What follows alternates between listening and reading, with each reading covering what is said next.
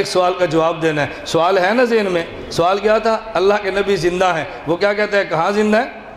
عند ربہم، عند ربہم، عند، اتنی زور سے عند ربہم کہتے ہیں کہ بندے کا وضو ٹوٹ جاتا ہے. عند رب، میں مذاق نہیں کرتا، تمہارا واسطہ نہیں پڑا. جب واسطہ پڑھو تو پھر پتہ چلے یہ کتنا بڑا فتنہ ہے. اللہ ہمیں بات سمجھنے کی توفیق عطا فرمائے. اللہ مجھے اور آپ سب کو ہمارے مشائخ کے نقش قدم پر چلنے کی توفیق عطا فرمائے. ایک مماتی نے مجھے فون کیا اٹک سے، انبیاء قبروں میں نماز پڑھتے ہیں؟ میں نے کہا جی ہاں. بیت المقدس پر کیا کیا؟ میں نے کہا نماز پڑھی تھی. جب قبروں میں ہے تو پھر بیت المقدس کیسے؟ میں نے کہا تم کہاں رہتے ہو؟ کہا جی اٹک. پڑھتے کہاں ہو؟ پنڈی. میں نے کہا جھوٹ بولتا ہے. ادھر کہتے ہیں میں اٹک رہتا ہوں، ادھر کہتے ہیں میں پنڈی پڑھتا ہوں. کہتے ہیں جی رہتا اٹک ہوں، پنڈی پڑھنے کے لیے جاتا ہوں. میں نے کہا اچھا توجہ رکھنا، کبھی رائے ونڈ بھی گئے ہو؟ کہتے ہیں جی ہاں. میں نے کہا کہاں رہتے ہو؟ کہتے ہیں اٹک. میں نے کہا رہتا اٹک میں؟ کہتے ہیں میں رائے ونڈ گیا. مجھے سمجھ نہیں آ رہی. کہتے ہیں رہتا اٹک ہوں، سال میں وہاں بھی جاتا ہوں. میں نے کہا نبی رہتے قبر میں ہیں، بیت المقدس بھی گئے ہیں. رہتے کہاں پر ہیں؟ اور بیت المقدس میں گئے ہیں. وہ جی موسیٰ علیہ السلام کی قبر سے حضور گزرے، وہ تو قبر میں نماز پڑھ رہے تھے. پھر آپ کہتے ہیں بیت المقدس میں پڑھ رہے تھے. پھر آپ کہتے ہیں آسمان پہ ملاقات ہوئی ہے، کبھی قبر میں، کبھی بیت المقدس، کبھی وہاں. میں نے کہا جب موسیٰ علیہ السلام قبر میں نماز پڑھ رہے تھے تو حضور صلی اللہ علیہ وسلم کہاں تھے؟ کہتے ہیں قبر کے پاس. میں نے کہا جب بیت المقدس نماز پڑھ رہے تھے تو نماز کون پڑھا رہا تھا؟ کہتے ہیں حضور.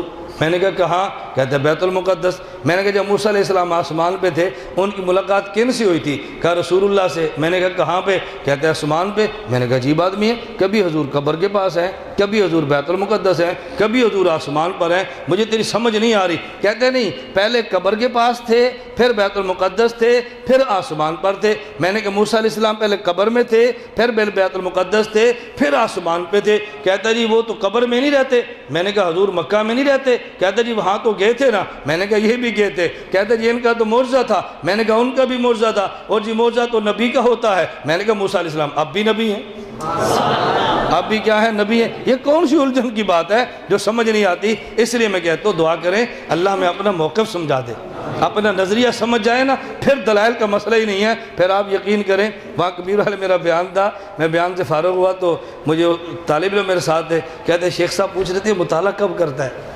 تو انہوں نے کہا استاد جی ہمیں بھی نہیں کہتا کب کرتا ہے. اور میں جھوٹ نہیں بولتا، میں کوئی لمبا چوڑا مطالعہ نہیں کرتا، اپنے مشائخ کی جوتیاں سیدھی کرتے رہتے ہیں، اس کے صدقے اللہ مسئلہ کھول دیتے ہیں. بس حکیم علامہ تھانی فرماتے تھے میں نے کتب بھی نہیں کم کی ہے، کتب بھی نہیں زیادہ کی ہے. کتابیں میں نے باضابطہ کی پڑھی ہیں، اکابر کے خلاف بک بک نہیں کرتے، اللہ علوم کھولتے ہیں. میری آپ سے دیکھو میں ہاتھ باندھ کی گزارش کرتا ہوں اپنے اکابر کے خلاف بک بک نہ کرنا. بس اللہ کی قسم ہمارا پورا سرمایہ ہمارے مشائخ ہیں. اللہ کے بندوں سے لڑو گے خدا ناراض ہو جائے گا. حضرت شیخ الحدیث مولانا زکریا رحمۃ اللہ علیہ سہارنپور میں تھے. حضرت مدنی رحمۃ اللہ علیہ تشریف لائے. حضرت مدنی کا فتویٰ تھا انگریز کا بنا کپڑا پہننا حرام ہے. حضرت شیخ زکریا کی مجبوری تھی کہ وہ گرم کپڑا جسم پہ پہن نہیں سکتے تھے تو مل مل کا کپڑا حضرت پہنتے، مجبوری تھی. ان کے وجود کا عجیب مسئلہ تھا، نچلے سے کوئی ٹھنڈک برداشت نہیں ہوتی، اوپر سے گرمی برداشت نہیں ہوتی تھی. ان کے وجود میں ایسے مسئلہ تھا تو حضرت نے مل مل کا کپڑا پہنا. حضرت مدنی رحمۃ اللہ علیہ آئے تو انہوں نے کہا حضرت زکریا مجھے پتہ ہے تو کپڑا مل مل کا پہنتا ہے، میرے آنے پہ کھدر پہنتا ہے. حضرت شیخ زکریا رحمۃ اللہ علیہ نے مستقل کھدر کا سور سلا کے رکھا تھا. جب پتہ چلا مولانا مدنی آ رہے ہیں فوراً اس کو چھوڑ دیتے اور کھدر کا پہن کے آتے تھے. انہوں نے کہا زکریا مجھے پتہ ہے تو مل مل پہنتا ہے، میرے آنے پر تو کھدر کا کپڑا پہنتا ہے. اب حضرت شیخ زکریا کا جواب سنو. انہوں نے کہا حضرت آپ کے کندھے پر کون سا بندوق ہے جس سے میں ڈرتا ہوں؟ میں اس تعلق سے ڈرتا ہوں جو خدا کا آپ کے ساتھ تعلق ہے. آپ روٹھ گئے خدا روٹھ جائے گا، اس لیے میں آپ کو ناراض نہیں کرنا چاہتا اور میں کپڑا مل مل کا پہن لیتا. میں بات تمہیں کیسے سمجھاؤں؟ دیکھیں ہم سی ڈی بناتے ہیں، ہمارے بہت سارے مشائخ قائل نہیں، ساتھ کہتے فلانی میں فوراً بند کرو. بس ان کا مزاج ہے، ٹھیک ہے، ہمارا مزاج اپنی جگہ پر ہے. ہمارے پاس بھی علماء، ان کے پاس بھی علماء، ہم بناتے ہیں. لیکن جہاں مشائخ ڈانٹ دیں ہم ڈانٹ بھی سنتے ہیں، لتاڑ دیں لتاڑ بھی سنتے ہیں. ہمارا ایک جلسہ تھا لاہور میں، ایک بزرگ تشریف لائے، کیا سینما ہال بنا رکھا ہے، شرم نہیں کرتے. میں نے کہا بند کر دو. لڑکوں نے کہا سن لیا. میں نے کہا بڑے ہیں نا، کیا ہوا کہہ دیا تو بڑے ڈانٹ لے تو فرق کیا پڑتا ہے؟ عجیب بات ہے. ہم اس سے بدل جاتے ہیں، مجھے شیخ صاحب نے ڈانٹا، مفتی صاحب نے ڈانٹا، مولانا نے ڈانٹ دیا. بھئی بڑے ڈانٹ لیں گے تو ہوگا کیا؟ بتاؤ کون سی قیامت ٹوٹ پڑے گی؟ اپنی سعادت سمجھو کہ بڑے آپ کو ڈانٹتے رہیں. اس وقت سے پناہ مانگو جب تمہیں ڈانٹنے والا کوئی نہ ملے.